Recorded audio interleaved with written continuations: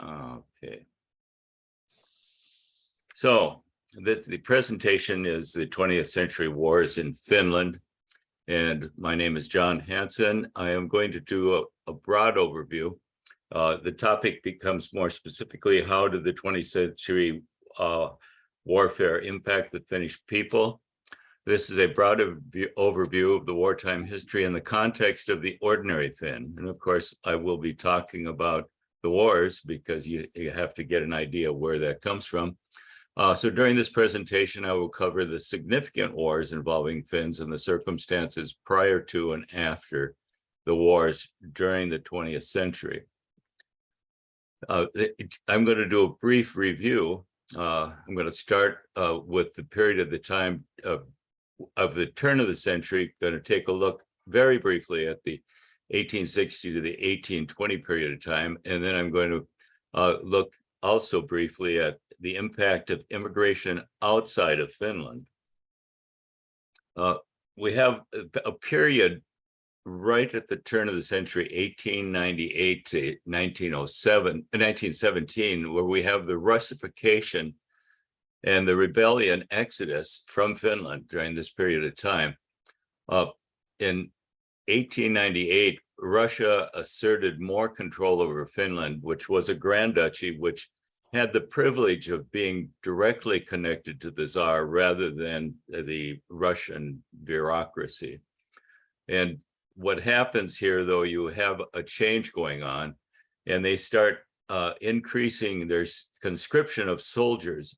Prior to that, the conscription of any soldiers was handled within Finland, and the troops stayed in Finland.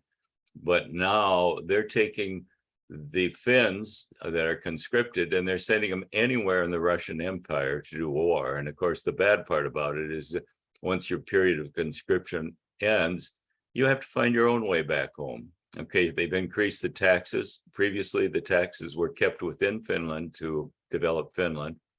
And there were other restrictions put on the people. The Russian military draft really became big time when they had the Russo-Japanese War in 1904. And that was a big struggle for the Russians. Their military didn't do well, and the Japanese took some land away from them. The Japanese were quite successful. During this time, it led to a rebellion, and that period of time was 1904 to 1905. And a significant event happened in 1904. The governor, Nikolai Bobrikov, was assassinated by a Finn in Finland, and that was quite a shock to the Tsar. Okay, we're talking here about this rebellion period of time. So Russia is contending with a war in Japan and Manchuria. The young people are refusing to show up for the draft. About half of them did not show up at all. Communities across Russia are rebelling, not just Finland in that area. And so we have the Tsar having too many crises at one time, which you can imagine becomes very difficult if you're kind of the ultimate ruler. And for the Finns, there's a political uncertainty that's created, and it's an uncertain future specifically for younger Finns. Now, this photo down on the right-hand corner that shows a bunch of people in the Helsinki, the square in front of the cathedral downtown Helsinki. It doesn't look like much, but there certainly was a lot of problems and rebellious things. My grandfather talked about it. He left Finland in 1907 and came to the United States. His half-brother had come to the United States just prior to that and wrote back that, hey, come to the United States. And my grandfather talked a lot about how this was a difficult time. You didn't know who was your friend or who was not your friend. He came from an area that was mainly white Finn, and he probably would live in a safer area. But then again, looking at his age at the time, he probably was also concerned about the draft. So he left Finland to come to the United States at that time. And a number of other people did the same thing, left the country to go to another place. So we have workers in Poland, the Baltic states, Georgia, and other areas. They're joining in marches, there's strikes, there's riots and rebellion. And a significant event happened in St. Petersburg, and it had to do with the Russians in that area, which was at the time of the place of the Tsar ruling. And so what happened, there was a massacre in the square at St. Petersburg. It was a peaceful protest, and then it occurred on January 22nd. And what happened during this protest is soldiers and cavalry came into the square and killed a large number of the protesters. This did not bode well for the Russian Empire. And if you saw the movie Dr. Zhivago, there's an early scene where this actually shows this event happening.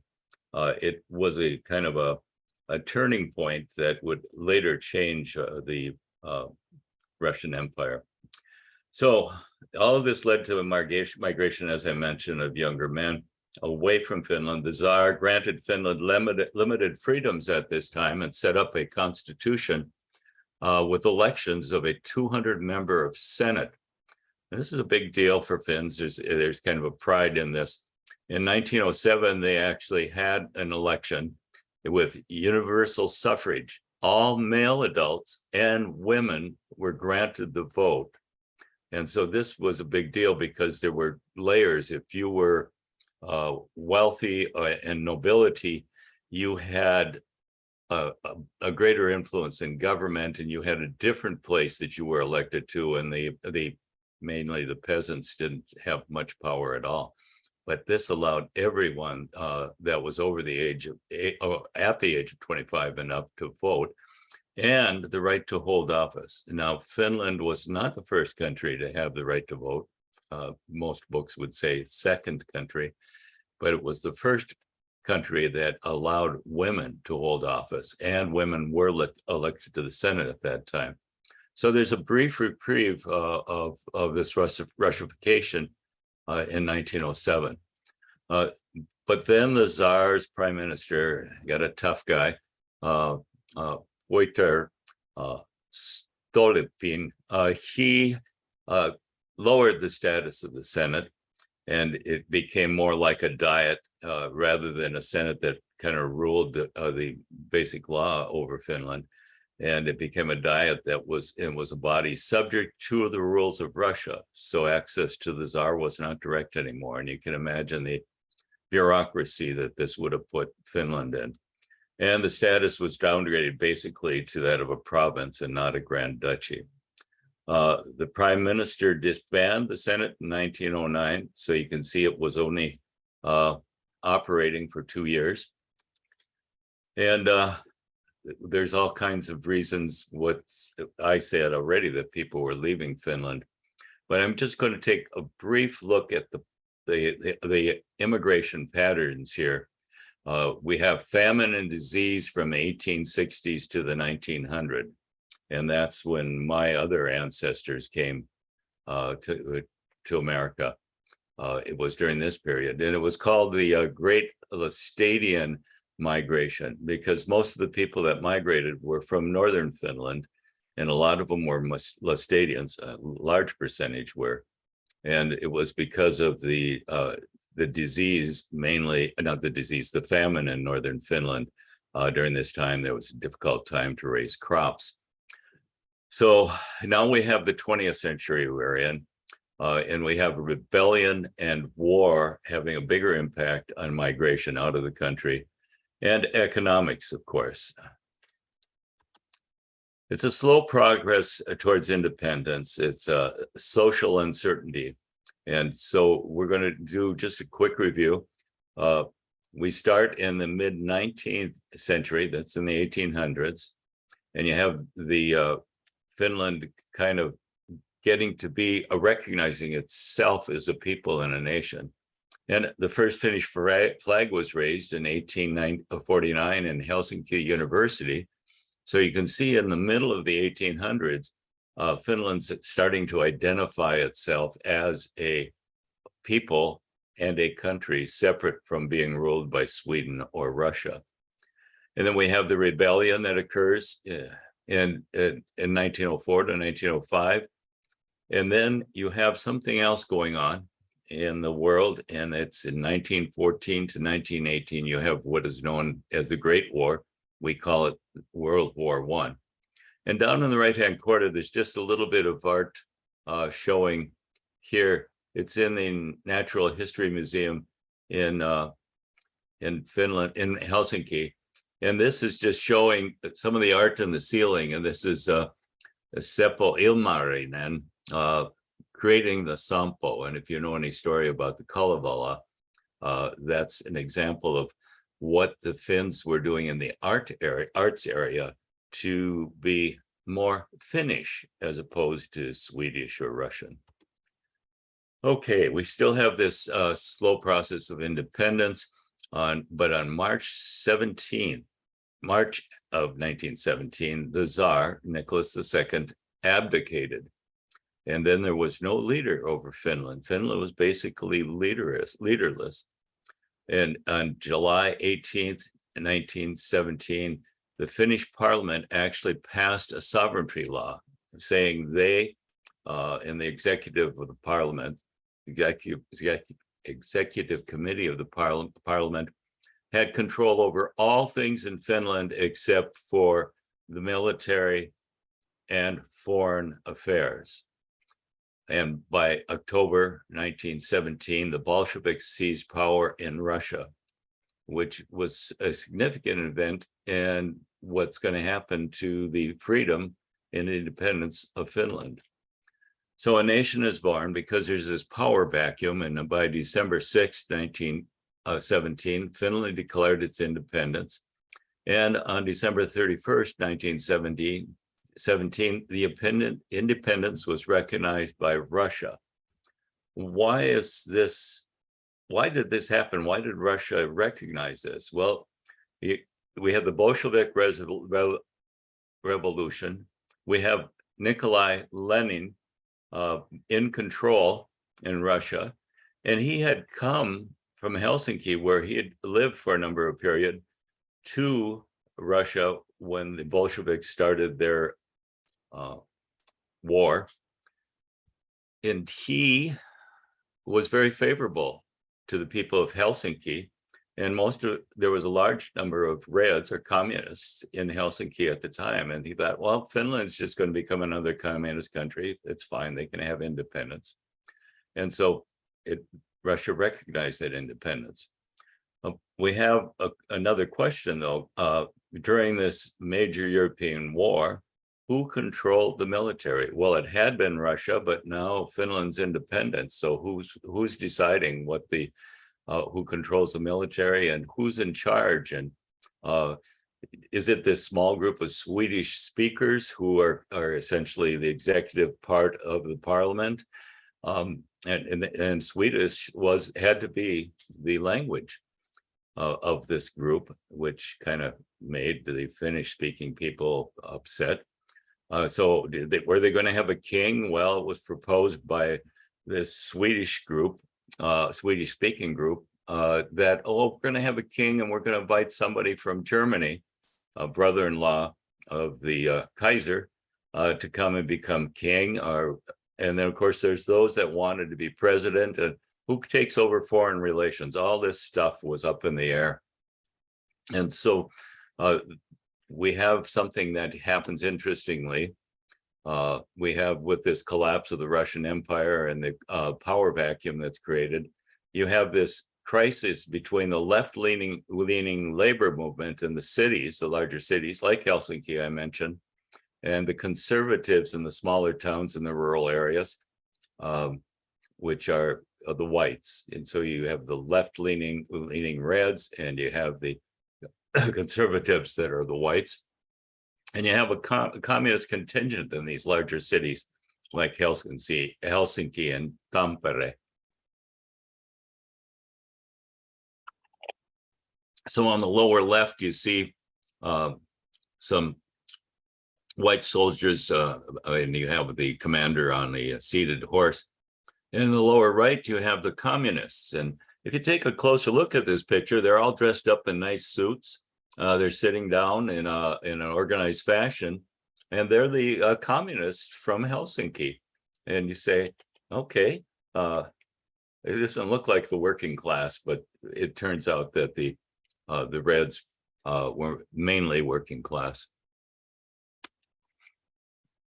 So what happens is you have warfare between the whites and the Reds, and the death toll from this warfare is 38,000, of which 28,000 are Reds.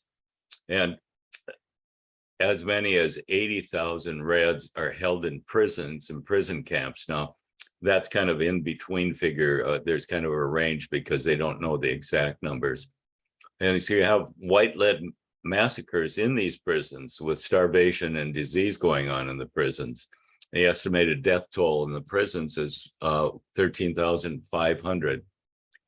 And this stress between the Reds and the whites creates bitterness because you can see what happened to the Reds. The Reds also lost the right to vote. And in some of the prisons, sadly enough, they picked 1 out of 10 of the Reds and they just executed them. And that would be another reason for bitterness. And sometimes it was just kind of like a lottery, which caused bitterness. The leader of the whites, as far as militarily, was Gustav Mannerheim.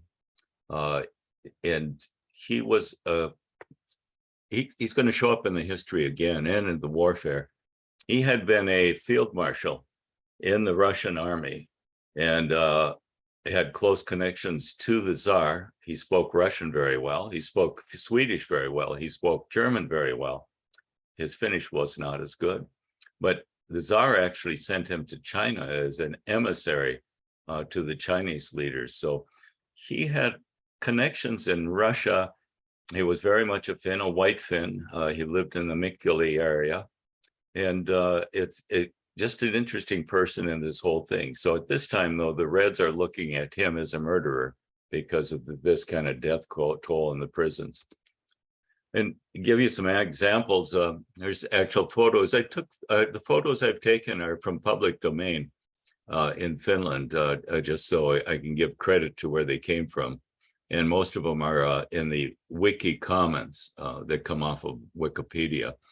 But we have the Lahti prison camp on the left, and we have the Helsinki prison camp on the right. There's just a set of photos I wanted to bring up about the bitterness. You can see the aftermath of the Battle of Tampere.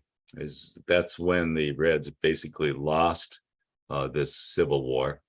And it burned out city. It was a manufacturing city. You have the massacre in Viborg, and they just leave the bodies laying around for a good period of time, and they bury them in unmarked mass graves. And we have some red bodies laying around, unburied, not unhurried, unburied bodies laying around in Tampere. And the graves don't even have the names of the people that are buried in them. You have some down in the lower left, we have Lahti females in prison in the Lahti area. They are the Reds. There was some unjustified violence by the Reds. In Viborg, there was a massacre of jail. There was about upper 30s, about maybe 37 white prisoners who were killed by the Reds. And then down in the lower right, you see the Tamisaari prison camp. And so you can see a lot of times when they took these pictures, there were a lot of people just kind of milling around. Not a nice way to be living.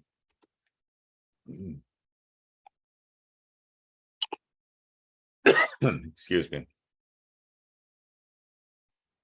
So the bitterness continues. The whites are thinking the Reds are treasonous. The whites celebrated the defeat of the Reds on May 16th for a number of years. the Reds think the whites are murderers. And between 1921 and 1927, the Reds were released from prison, with most being released in 1921. But some of them are held for that 6-year period of time. Now let's look at long distance migration out of Finland, so you get a picture of how things were influenced over time here.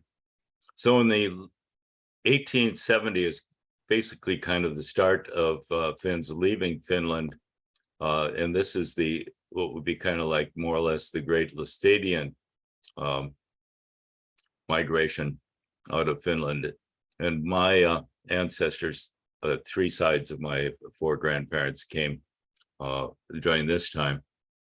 They were mostly of the Finnish National Church, though I believe some of them are Laestadians.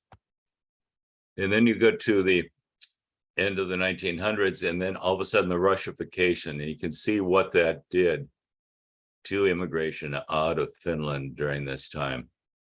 And you see it drop down here around 1917, 18. It was starting to drop in 1914. And of course, many countries during the First World War did not allow migrants to come in. And so they couldn't leave the country, at least in a legal sense. And then you have the freedom of Finland and the struggle between the Reds and the whites. And you can see here, there's a peak where you can see a lot of them got out of the prisons and decided they didn't want to stay. And then it slowly goes down. So by 1930, the immigration out is not very significant. Life was kind of uncertain in many ways, though the food situation was much better during this time. It wasn't a pleasant place for particularly Reds to live. Now, I mentioned Gustav Mannerheim. He was just temporarily made president. They decided they were going to have a president. They weren't going to have this fellow from Germany come and be king, though they had made a crown already and were preparing for it. And the reason is, well, the Germans lost the First World War, and there wasn't the Kaiser anymore, and this guy wasn't important, and so they decided to have a president. The first president was J.K. Sturberg. It says he actually was prime minister briefly before that, but for about 6 years he was a centrist, and he was a liberal centrist, and somehow or another it worked out that the president could kind of stabilize things. But if you look at prime ministers during these periods of times, some of them only were prime minister for 17 and 19 days. They were lucky if they served over a year, and it was not a stable Senate leadership during this time. And of course, that's the struggle between the left and the right. But by the fall of 1919, this is important, the neighboring countries all around recognized Finland as a republic. And that's kind of a mark of being independent. But there was disputes over the Åland Islands, that was with Sweden, and the border with Russia that had to be settled. It took a little while to do this, but the borders were set up, and of course the Åland Islands became a part of Finland, but they were allowed to keep their Swedish language and have a great day of independence within Finland. And they're guaranteed 1 senator in the 200-member Senate. Okay, between the wars, and this is interesting, what you have is the 1920s and 1930s, though you had these short governments and prime ministerships, the hard feelings between the socialists and the conservatives, and even within these groups, there was a multi-party system that developed. The Reds were eventually granted pardons and the right to vote in an effort to create stability and, I guess, harmony. And but the splits within the parties caused this instability in the government during this time. As I mentioned, the short periods of premierships. The centrist party, the agrarian party, was struggled to be in the middle, and they sometimes had the role of kind of working the two sides and the compromises that occur. Okay, we're talking about many social and cultural changes happening at this period of time, and one of the examples, probably a big one, was Swedish language versus Finnish language. And what you're seeing is that in these compromises, starting in 1921, they established both languages for the government, and that lasts through today. And you have this in the speech and culture. The division persisted. So you have the Finn Swedes, the ones who speak Swedish, and then the Finlanders who speak Finnish, being the larger majority, but both languages being allowed, and some compromises going on. Over time, it actually more and more people became Finnish speaking in regard to the population, because the Swede speaking Finns weren't as likely to have as many children. And the struggles, though, continue with efforts to make Helsinki, the university, more Finnish. And there was a big compromise then in 1937. There was a big push to have Finnish the language in the universities, but the compromise allowed for both languages again to be spoken there. And many languages today in the advanced degrees use English. Has to do with the EU now today, but two national languages.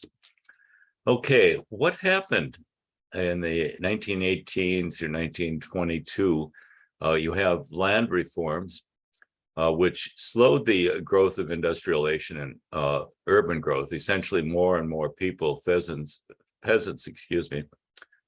their own farms, where they before were just renting from the nobility. And that meant the people stayed in the farms, but it also made for a better rural life. But in the 1920s and the 1930s, the economic growth in Finland ran about 5% per year. And you take Finland coming out of the First World War, and they were kind of a backward country from the economic measuring standpoints. But in this 5-year period, they actually became on par or even better with the rest of Europe in their economic growth and strength. Finland did not suffer from the crash that occurred in most of Europe after the October 29th, 1929 crash in the United States.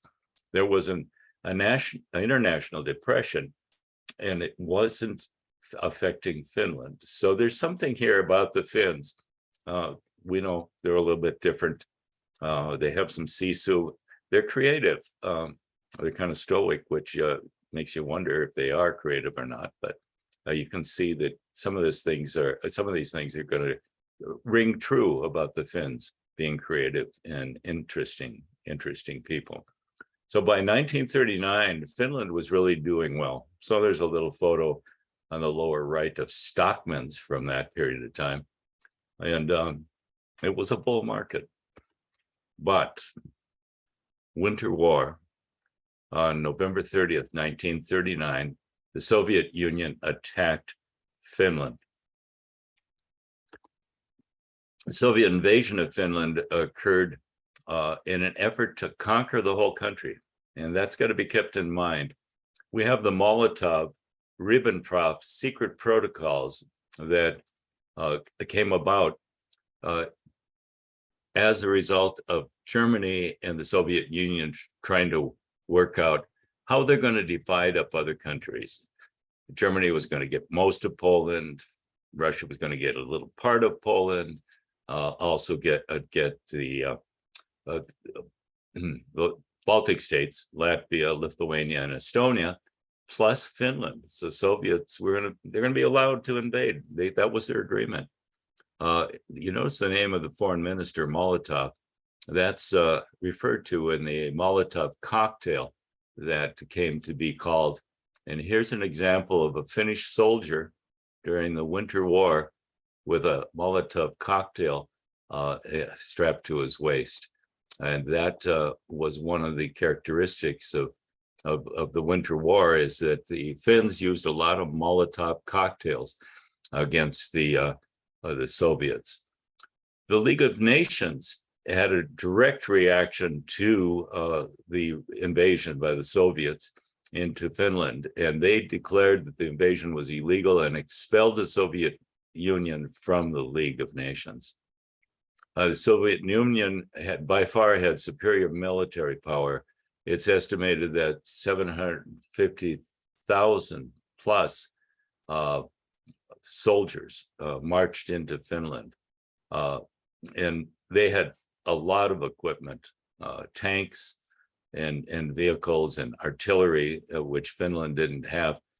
Some estimates have the Soviet Union using as many as 1.5 million soldiers to make the invasion. But Finland used creative military strategy and had a phenomenal early success. The invasion, when it started, the Finns didn't have a very large military, but within a short period of time, they called up 320,000 soldiers. They had light equipment. They didn't have heavy artillery. Most of their equipment was World War I style equipment. Germany provided Finland with arms, which helped the Finns a little bit during this time.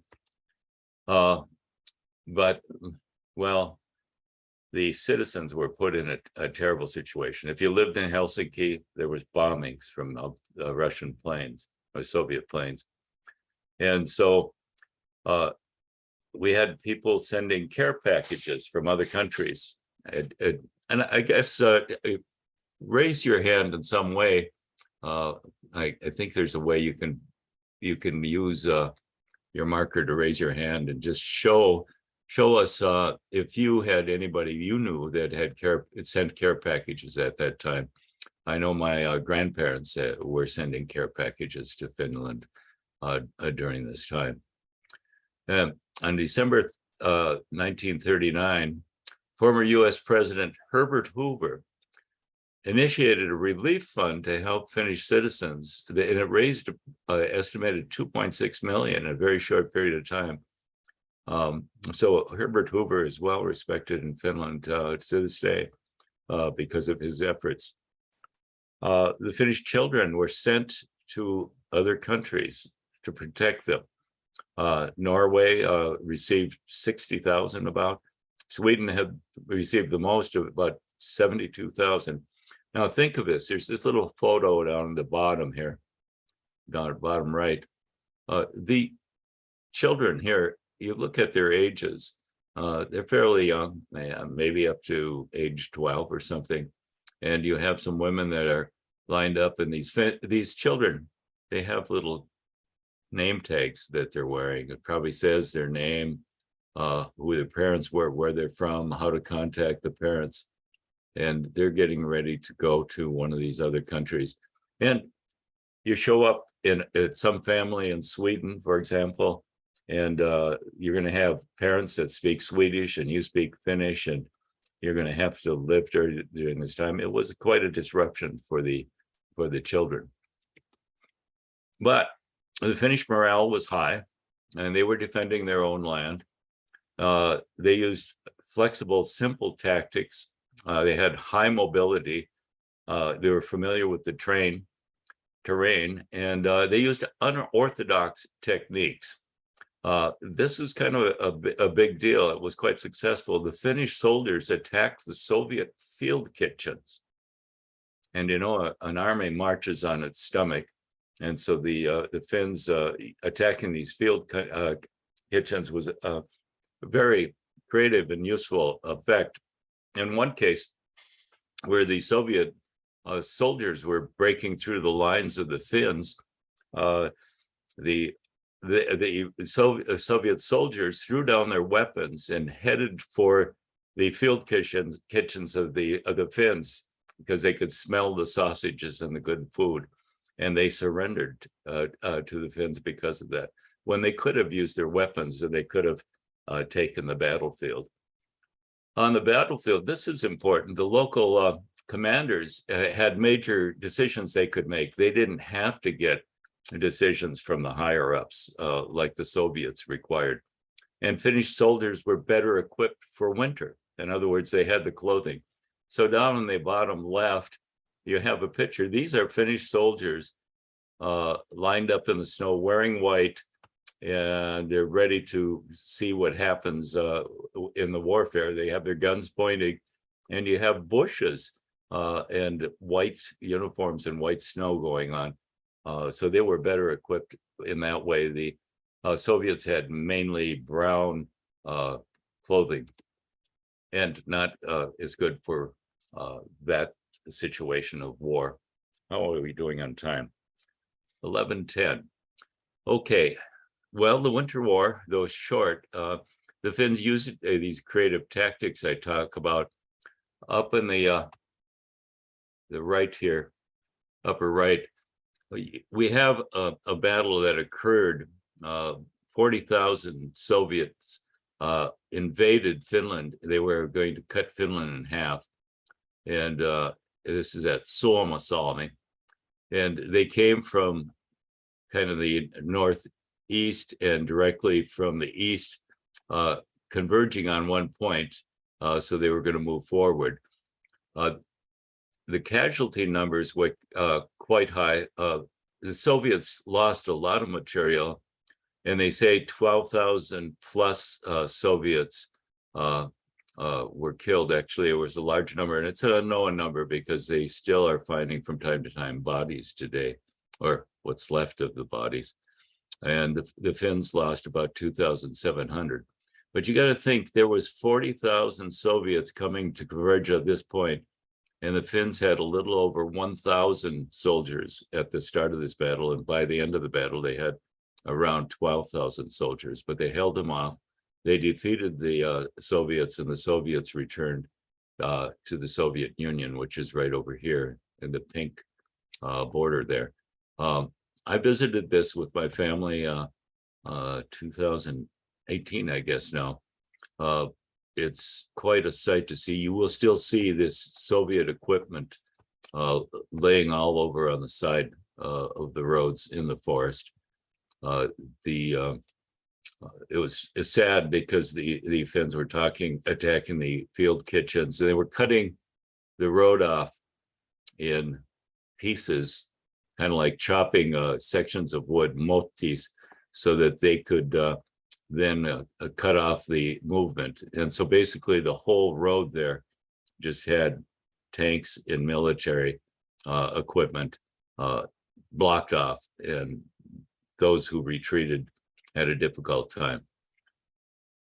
That kind of success helped the Finnish morale, and it did prevent the cutting of Finland in half and being totally taken. Just to give an idea, the Russians were mainly interested in Karelia here, because the border was very close to St. Petersburg down here, and they wanted Sala, and later they wanted Petsamo. But the attack on the Rate Road is right here. You see this little indent here. Oh, did I change pages? Yeah, they were going right through Oulu over here, cutting the country right in half. That was their goal. That did not happen. Okay, so the Finns ran out of supplies. You had soldiers in the front. They were willing to fight very hard. And they're told, that we're going to have to stop. We don't have the supplies. We can't give you any more ammunition to fight. And so what happened is Finland made a treaty on March 12th, 2040, and they ceded Finnish Karelia and the Sala regions, which I showed in the previous map. The number of casualties and loss of life are estimated, with the Finns having 300 to 350,000 soldiers, had 26,000 dead and missing. The Soviet Union having 425,000 to 500,000 soldiers, had about 125,000 to 175,000 dead and missing. That's about more than 3-to-1 loss. So the Finns lost. They had to concede part of their country to the Soviet Union, but it was a big deal. The Finnish people came together in common cause. And so you have Reds and Whites fighting together against the Soviet Union, and the whole country as a whole coming together to support this military effort to protect their country. The Finns did keep their sovereignty. These other countries didn't. Finland developed a positive international relations. The countries of the world supported Finland. They didn't get any enough supplies to Finland at the time, but we had an entire group, I think a regiment of Swedish soldiers that volunteered. They were not Swedish army, they were Finnish army, they volunteered. And Norwegians did the same thing. Finland's had a self-worth sense all of a sudden. It changed from this division to self-worth, and they stood up to the bully.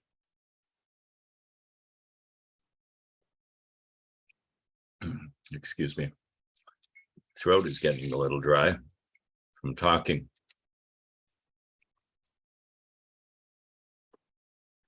This is a memorial erected by both the Soviets and Finnish. It's in Finland along the Rante Road. When we visited, it was a great day. You could see it was actually the beginning of June. The weather was very nice, but they have in this huge field, and it's a large field. It's all the way around this monument. There's boulders, and the boulders represent the dead and the casualties from both sides. And the Soviet Union and Finland cooperated a lot in trying to identify bodies and identify who lost. And mainly it was Ukrainian soldiers that lost their lives in this area. My father's cousin, probably a second cousin, lived not far from this area, and he most likely was in the reserves that was involved in the fighting here. He was a machine gunner. He lived. And we have Finland negotiated military supplies, arms from Germany. And so what happens in June 25th, 1941, a little after a year after the loss in the Winter War, there's a continuation war. And we think of the Second World War here in America as just one war. For the Finns, this is the second of 3 wars they had to fight. And so during this period of time, for a little over 3 years, they coordinated an attack with the Soviet Union at the same time as the Germans attacked the Soviet Union. And they consider themselves co-belligerents in this war, as opposed to allies. Of course, the rest of the world looked at Finland as an ally to Germany. But there's significant differences. We have the Finns having a number of Jews serving, I think it was about 300 in the military at this time.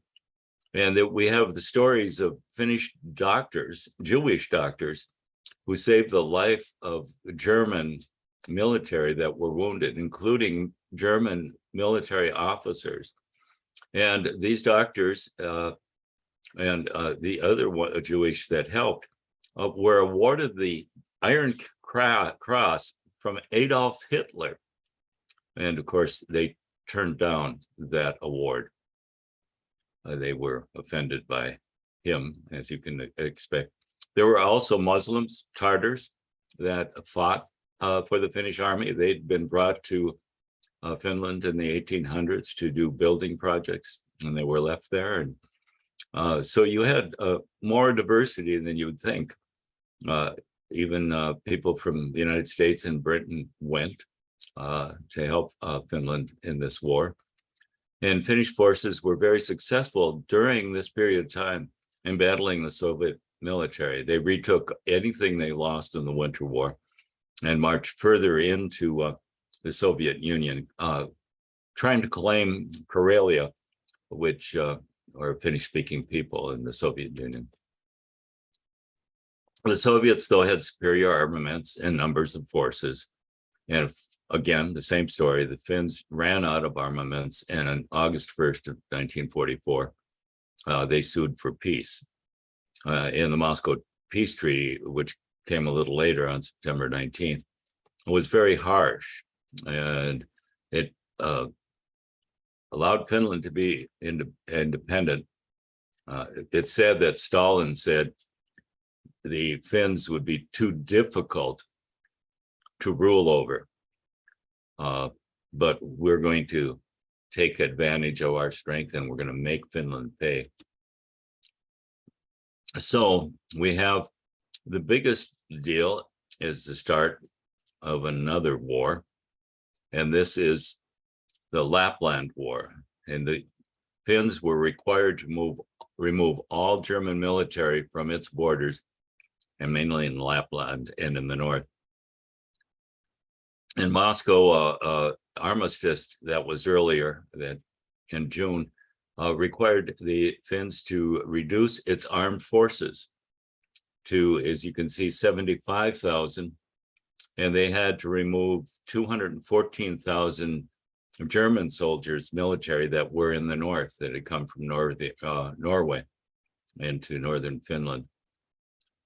And they were given a short period of time to do that. Finland and Germany made a side agreement, a secret agreement, that the Germans would slowly move out, bomb some bridges, and do it in an orderly fashion.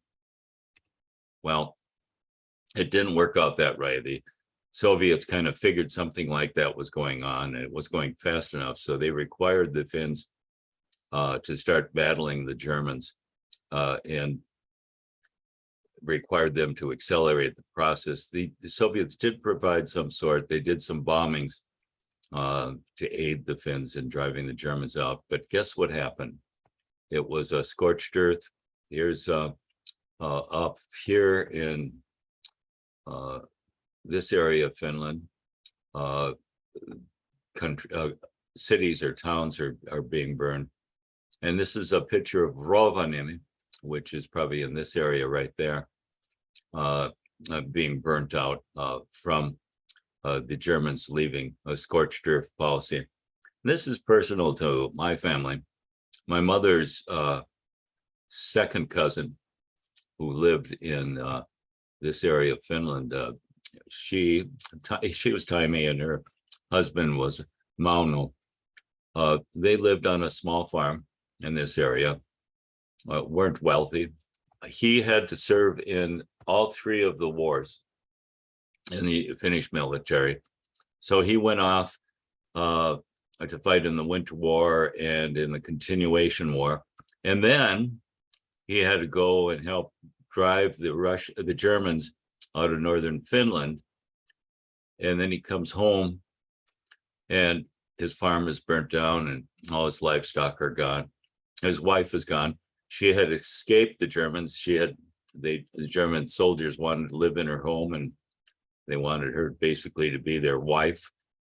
She escaped with her children across the river into Sweden, but effectively losing a lot of the use of her legs. She was on crutches the rest of her life. There are a lot of sad situations for the Finns. Bombings did some damage. The Finns did a good job, though, of camouflaging the areas. They made fake cities where the Soviets spent a lot of bombs bombing nothing. But they also did a lot of damage in the cities. And of course, in the north, the Germans did a lot of damage. You can only imagine the hardship that left for the Finns.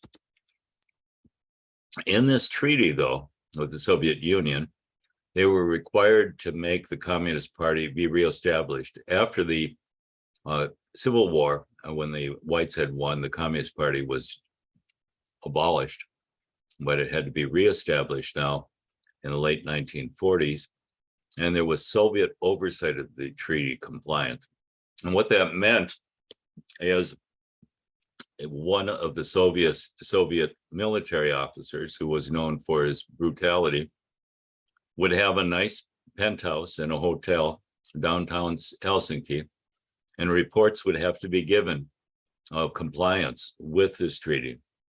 And the Soviets, of course, wanted the Communist Party to take control of the government in Finland. They weren't successful because the Social Democratic Party and the centrists took over, and they created a modern social leveling welfare society. They provide for education, care of children. They provide for retirements for the people. And these are not lavish, but the people are satisfied. And we know that the Finns are the happiest people in the world. At least my cousins, when I ask that question, and others I've mentioned that too in Finland, they say, Finland's the happiest country in the world. And they kind of make a little strange look with their face. And then they say, well, I don't know if that's true. And then you find out that when you talk about it a little while, they are contented people. So maybe that's a better word. They're the most contented people in the world. Okay, we have Finland, though, that gained heroes during this time. And of course, you have the military heroes. We have Simo Häyhä, who was a sniper for the Finnish army. You can see he got his face shot. He has the record for the most number of kills in battle. That's kind of a dark subject, but the most number of kills as a sniper. We have in the center the Finnish women, and this is kind of a big deal because the Finnish women did a lot in the way of supporting of the military, in providing food and clothing, providing ambulance service, taking care of the bodies of the dead, cleaning them up before they're sent back to their people, and kind of running the show while the men are off to war. And we have Gustav Mannerheim. He keeps cropping up. He, of course, was the military leader that led the successes of the Finnish forces, keeping the country independent.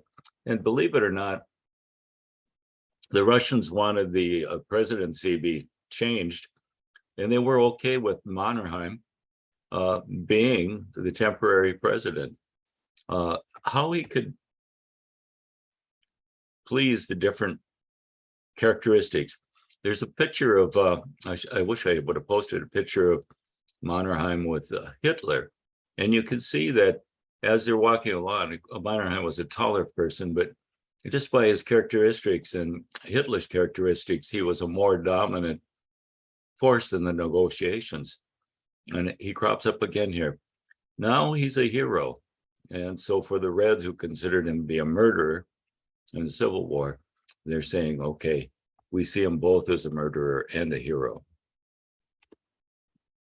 Okay, reparations from Finland to the Soviet Union were demanding. Materials had to be produced in large amounts of electrical equipment, train locomotives, ships, and schooners. The Finns are very well known for the building of the ships. Icebreakers.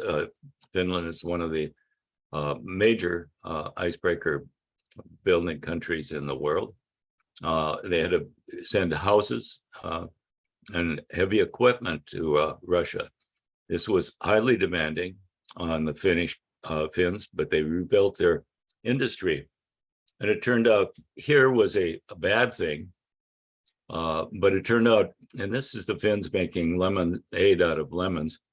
You have their industry grows, and their economy, which was really bad in the late 1940s, all the way into the 60s, is growing. And so by the 1970s, it's starting to recover significantly because of the industry they produced. and they met their goals, all their goals. The Soviet oversight that was over because they met their goals, and the country became strong economically in the industrial area as a result. Well, what did this do? During the Cold War, because of the treaty with the Soviet Union, Finland became a more international company. The reparations built the Finnish industry. It was tough on the ordinary Finns. They struggled a lot of times just to rebuild their lives. Finnish industry grew, but you have this what we call Finlandization, which is used, if you look at the newspapers even today, they talk about countries being Finlandized. In other words, you've got a great power. The Russians and the Soviets have particular control of a smaller neighbor like Finland. Historically, in the past, it was Sweden had control over Finland. And of course, the influence of Germany over Finland. These countries had a great influence over Finland over the centuries. But Finland became a center for peace negotiations. And that's a big deal. It resulted in Finland having more independence from the Soviet Union than you would think, because the other countries would come to Finland for the negotiations, and it made Finland, Helsinki in particular, an international city. Well, what did the Finns do? In 1952, they were the center of the International Olympics, the Olympiad, and Helsinki had been selected for the 1940 Summer Olympics. Guess what? The war stopped that, and it didn't happen. 52 was the start over after the war. And here's the stadium that was built by the Finns, and they held the Olympiad in a period of time when they're struggling economically. Ordinary Finns struggled. Finnish children returning from Sweden or Norway. There were returning wounded soldiers, surviving soldiers, and repatriated soldiers that had been prisoners. The Finns absorbed about 300,000 Karelian refugees. They had to build homes for them, like in the right side over here. And much of Lapland was a burnt wasteland. Many cities were heavily damaged by bombings, and post-war resources were limited. Finland didn't get the Marshall Plan because it was considered an ally to Germany, and they had to make it on their own. But the industry grew. The Russian demands, Soviet demands were high, and the Finns did well. Like I said, they made lemonades out of lemons.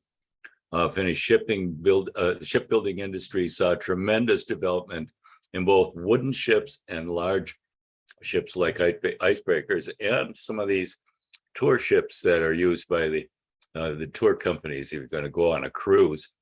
And Finland remains one of the top builders of icebreakers in the world, as I previously mentioned. Norway, I know, uses their Finnish-made icebreakers.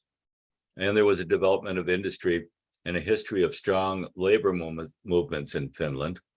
And this is a big deal. An estimated 85% of the working age public are members of a union. And Finland doesn't have a minimum wage. And of course, they don't need one because the unions are negotiating the wages, and it works out. My brother-in-law served as the English-speaking minister for I call it the Finnish Church of the Rock. It's the church in Helsinki that's hollowed out in rock. It's actually beautiful. It has kind of light coming in from the ceilings everywhere. And he was the English-speaking pastor there, and he also had a suburban pastorate. He had to go to Tallinn once a month to provide funds for the rebuilding of a nice, beautiful old church in Tallinn, and he went to Russia a few times to provide support for the churches there. But what he thought was weird when he first got there is immediately because he was a papi, he was a priest, he became a member of the union. So even the priests are members of union there. And it shows you the strength of the unions in Finland. Finland managed to walk the tightrope. And of course, noted for that is Urho Kekkonen, president from 1956 to 1982. The president had a lot of powers during this time, and he basically ruled over the power, and he was a power maker. He decided who was going to be in the cabinets of the Finnish Senate that ran the country. At the end of the Soviet treaty with Finland, it happened on December 26, 1991. It was the end. That was because that was the end of the USSR. And the one party to the treaty didn't exist anymore. This was a big deal. Okay, December 26, 1991, that happens. Finland's now totally independent. And you have, within 5 days, they had applied to become a member of the EU. And then by January 1st, 1995, they joined the EU with, I think, 3 or 4 other countries. Sweden and Austria were 2 that I remember. And in the 1990s, Finland's primary source of international trade switched from forestry products, which had been its major international product for centuries, to technology. And of course, that's when the Nokia cell phone company came into being. And you can imagine the other things that Finland has done in technology. And that remains its major export product today. Education and medicine. And this, I think, is important to why Finns are happy. And we got to give thanks to the church in Finland, due to the 18th century church requirement that Finland had a long history of requiring basic education. And basically, you had to learn to read, and you had to read the catechism before you could get married. You have something growing here, so that by the mid 1970s, the Finland's elementary education, they desired more improvement. The Finnish Minister of Education went to a meeting in Sweden, interestingly enough, to see what the Swedes were doing to improve their education. And she attended this whole event, and the Swedes are talking about becoming the best educated country in the world. And they kept talking about it. Near the end of the conference, they asked the Finnish Minister of Education what Finland's goals were. And she said, it's very simple. We just want to have a better education system than Sweden. Today, the Finnish education system is one of the top 3 countries in the world in basic education. It's well known that that's true. Actually, the students there don't start elementary school until the age of 7. They have more break time, basically 10 minutes every 50 minutes where you get a break. And with experiences of World War II and strong unions, the ordinary Finnish people developed a demand for good quality healthcare. And so healthcare is very good in Finland. It's improved and made Finland one of the top 5 countries in the EU for basic medical care satisfaction. My sister and brother-in-law that lived in Finland for these 3 years said they really liked the healthcare they received there, and it wasn't delayed, and they got good treatment.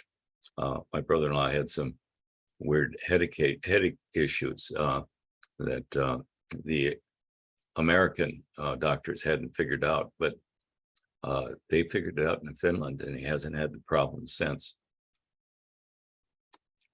Okay, Finland now. Well, you can see Sauli Niinisto on the left. I took that picture of him when he was in Minneapolis. And Sanna Marin, who is still prime minister, she will be until the new government is set up.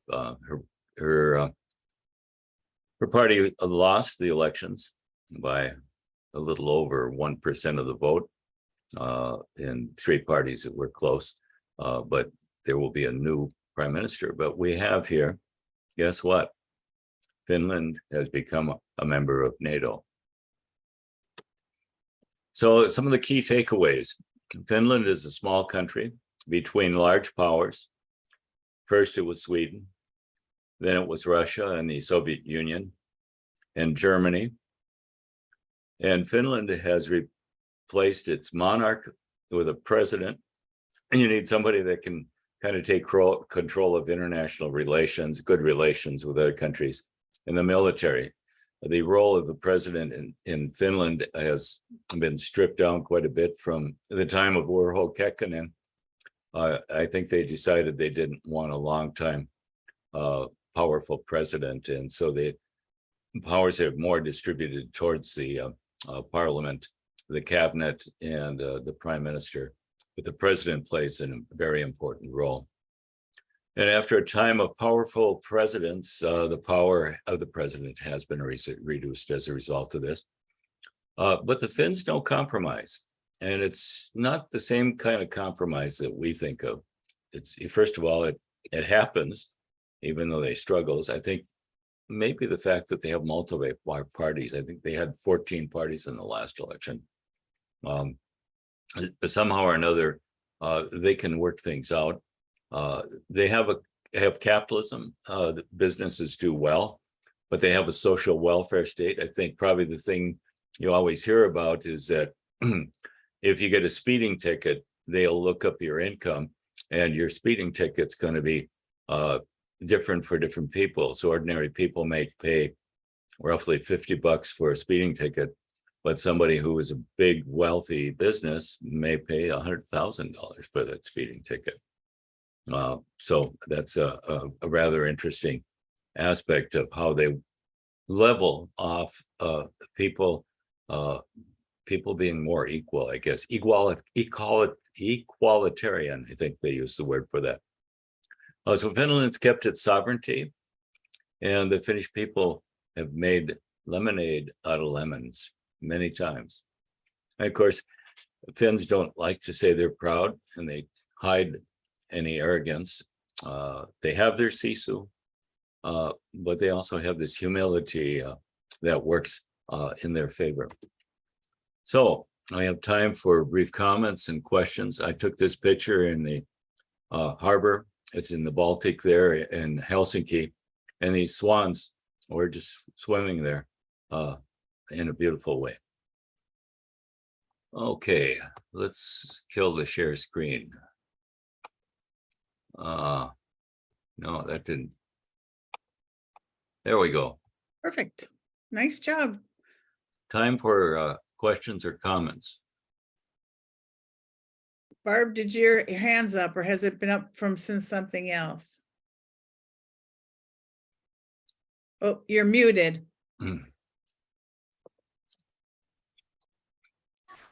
Okay, yeah, I was from my mom sent packages to Finland after World War II. I remember, well into the late 50s, seeing her send those packages, the care packages. Yeah, Joan Newman posted that she had done a presentation. What did you say, Joan? In 2008 at FinFest in Duluth about those sending care packages, and we had a little convo on chat, and she is willing to update it, and maybe next year in our programming we can look at that. That'd be very interesting. The connection between Finnish Americans and their relatives in Finland is an issue that's really worth exploring. We lost contact with our relatives after my parents had died. We don't know what happened to the contact information, and we've reestablished some relatives. One of them I found through Facebook, and we visited there last time we were in Finland. Good. I know a couple other comments that were on the chat. If people want to look, or we can send out later too, is let's see. Dana mentioned movies about World War II, Mother of Mine, Yes, excellent movie. and That's about a child who goes from Helsinki to Sweden and has to adapt to a different language, the Swedish language, not knowing that. And a mother who seems to be stoic and somewhat defensive about having a child in the home. And it, of course, works out in a positive way. But it's very revealing. I like that. It's a very good movie. And the other one she mentioned is The Cuckoo, which is a Russian film from 2002 dealing with Finnish Russian soldiers ending up at a Sami homestead. Wow. Yeah. And Ken commented that when visiting churches in, is it Nykarleby, and elsewhere, he remembers a plaque and posted honoring and thanking the women during the war for their war efforts, which is pretty cool. You'll see this. I've seen in the cemeteries, in the church cemeteries in Finland. You'll see these areas where soldiers are buried in a specific area of the cemetery. And what happens on graduation day in Finland, when you graduate basically from primary school, it's a big deal. You get a cap that you wear for your school. And then you go out during this time and you visit these cemeteries where the soldiers are. And they put, like wreaths or some things like that. I was in Kangasniemi at a time. I visited the church that my grandfather had grown up in, and it was exactly at that time where these youth had gone to the cemetery there, and we're walking up to the church, and there's these young boys in their best suits and young girls in their best almost, I guess, formal like dresses, and they're in their caps on their head, and they had gone over to this area to honor the soldiers. And I saw that in more than one cemetery, these sections. Oh, very sweet. Any other comments or questions for John? Kathy's got one. Okay, my grandpa's youngest brother served in the winter wars. And when I was in Finland, and some of the pictures I've seen, he was severely injured in the face at the beginning of the war. So he couldn't go back and fight anymore because he couldn't eat the hardtack in order to have the nutrition that he needed. So that was quite interesting. And then they still have bomb craters in Helsinki that they keep as a remembrance of these wars. So it was very interesting talking to him when I was over there and some of the things he brought up. Oh, yeah. I have not been able to talk to any relative that was a soldier. My mother did. I was actually hoping I could have gone on the trip. It was in the early 1980s. And she visited her cousin, Taimi, in Mauno, who had lived up in the near Rovaniemi in the countryside, actually near Tervola. They had the sad thing of going home and their farm is all burnt out and all their animals are gone. No. And my dad's cousin, she visited him, Matti, who lived in the Puolanka area, which was not far from Suomussalmi, who served in the war. And I think my brother talked to him also, and they thought this was very interesting. Very good. John, Yes. I also wanted to recommend the movie Fire and Ice. Oh, yes. That's a wonderful movie about the war. And I was remembering when you talked about how creative the Finns were in fighting that war and how they Yes. could make decisions right there that mattered rather than having to go from a central decision-making body. They just did amazing things to win that war. It's interesting, you know, we talk about it as they won the war. And of course, the treaty doesn't say that. I've read quite a bit of the treaty after the continuation war. And I've got the full text of it. And here it is. Finland's the aggressor attacking the Soviet Union. Finland has to admit this. And, you know, Finland did all these terrible things. Finland's got to admit that. And then Finland's got to do all these reparations to the Soviet Union. It's just amazing. You look at the treaty and Finland totally lost the war. But you look at what happened to Finland as a result, and Finland won in many, many ways. It kept its independence and its industry grew. And today it's a major small country in a big, big world. Didn't they send a lot of the Russians scurrying home in a few of those battles? Yeah, the Battle of Suomussalmi, those that survived returned to the Soviet Union. And immediately, this is a sad commentary on the Soviet military, immediately the commander of all those forces, when he reported to his higher ups in Soviet Union, they just shot him in the head.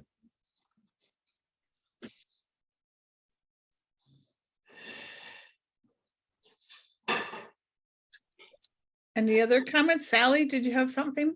Well, I have just a really short anecdote, but it hit me last year. I've been taking Finnish class at the U, and we always have a Fulbright scholar. And here's this 22-year-old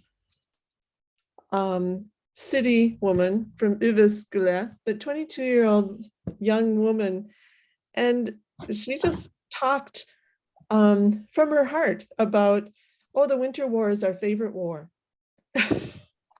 And knew all about it. And what 20-year-old in the United States would have any sort of sense of that? But, you know, here you are many decades and several generations later, and she's still, it's still a strong sense of identity for that generation, and pride. Pride. Mm-hmm. There's I happen to like Nightwish, and Tarja Turunen used to be the lead singer. There's one amazing. It's the singing of the Finnish national anthem at a very particular day, and she's singing leading the singing. And there's a large contingent of people in the audience all standing up and singing. And then there's the contingent of the Winter War, Continuation War, Lapland War, soldiers lined up in their suits, their finest Sunday go-to-meeting suits, with their badges, their ribbons on their chest. Older, you know, much grayer hair than mine, singing out loud.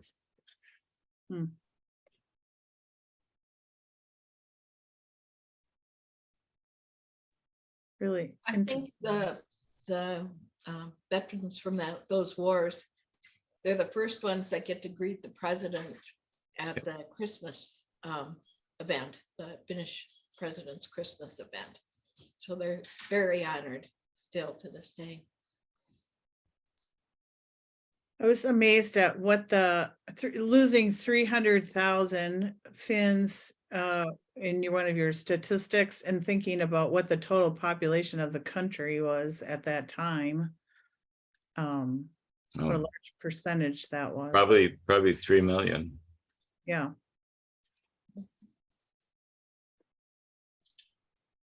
Any other comments for John? Questions? Well, what a nice job. Thank you. It was nice to have a Barb last time, and then continuing on with our subject matter about wars. Really, thank you, John, for participating and everybody. pleasure. My pleasure. Thank you. And everyone for logging on early. Look at that. We made it. Any final thoughts, John, or Barb? Bring it on. I just wanted to have everyone, go to the FinFest website. I noticed you put it in chat, and see if you're interested in going, because there's a lot of good things happening there. And apparently you can just go for a certain part of it too. This I'm way. not willing to commit, because I wasn't aware that that was a possibility, but it sounds like it. Yeah. I just printed off their 12 pages and it's a draft subject to change. And Oh. between my printer and my phone, sometimes they will work, sometimes they won't. Well, for some reason today they decided to print after the last 2 weeks of not. And think, I think, never know when they're going to work. They're temperamental. I went to another presentation by Marianne at the FACA one, and probably most of the things will be as stated, but there are always a few occasional problems, like someone doesn't get the visa or something like that. Yeah. That occur. So I wouldn't take it as by draft, like this is all like up in the air. It's more like occasionally some of the things may not work out for reasons beyond FinFest's control, really. Yeah. I appreciate they put in their subject to change. So, you stay up with it more. Yeah. But that presentation's making me think more of wanting to go to FinFest this year. Yeah. It was a Yeah. very good presentation. Okay, well, by the power invested in me and you, are we done? We'll Okay. see you all at our regular time, regular second week in May. Yep. To the And- Lupua. Let's have Oh, a good week. Rest of the oh, weekend. And Very finish. good. We need to be speaking a little more Finn here, so. Yes, we Thank you, do. everyone. Enjoy your Yeah. day. Thank you, Thank you, John. John. Take Thank good you, care. John. Very Thank good you. program. Bye. Bye. Bye.